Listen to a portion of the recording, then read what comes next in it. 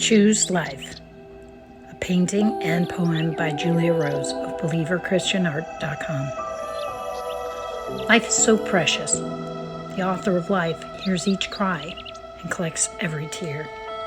The author of life knits each of us in the womb of a woman. The author of life loves his children.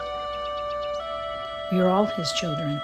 No matter how many birthdays we celebrate, we all enter his kingdom as children.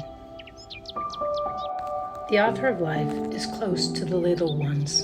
He hears babies crying. The moment they enter this world, babies cry, perhaps because they were just separated from the hands of the author of life for the very first time. The little one's angels are always near to him. Now, imagine the crying God hears when one of his precious sons or daughters is torn limb by limb before they're even allowed to take their first breath. No warning, no mercy, literally ripped to pieces. Limbs torn off, skulls crushed, hearts broken, wide open, especially the heart of the author of life. Forgive them, Father, for they know not what they do. With repentant hearts, the mothers and fathers can be forgiven before it's too late. Ask the author of life for forgiveness. He sent his son Jesus to pay the price. Go to God in his name, and you will be forgiven. The author of life turned tables when money changers defiled his house of worship. Imagine God's wrath for the ones who profit from the blood of the unborn. God's children are not for sale. Because he loves all of us, he commands us to love our neighbors as ourselves.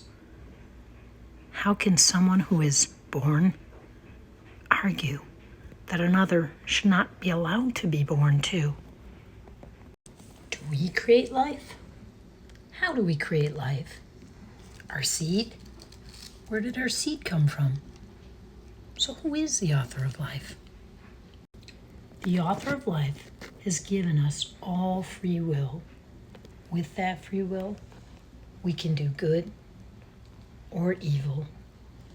We can take the hand God gave us, curl it up in a fist to beat someone, or we can use that very same hand to reach out into our pockets and bless someone.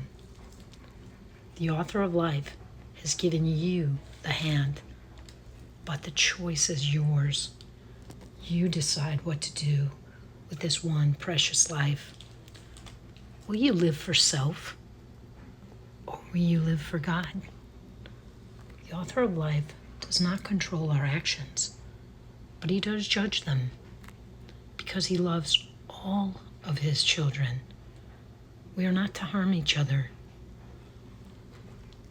All of our actions have consequences. Each day and each moment, we can choose to follow God's will and plan for us and do good, or we can rebel against God and do evil. Do you think it grieves God when his children harm each other? Do you think he wants you to choose him and his will, or for you to choose to be separated from yourself, from him, by doing evil? The author of life does not want one of his children to perish. God gives us the choice to accept the gift of his son Jesus, to take his hand, walk with him, and be forgiven for all sin. But if you choose to reject him and not turn away from sin, we choose to be in a place for eternity, separated from God. Without the Creator, there are no good things.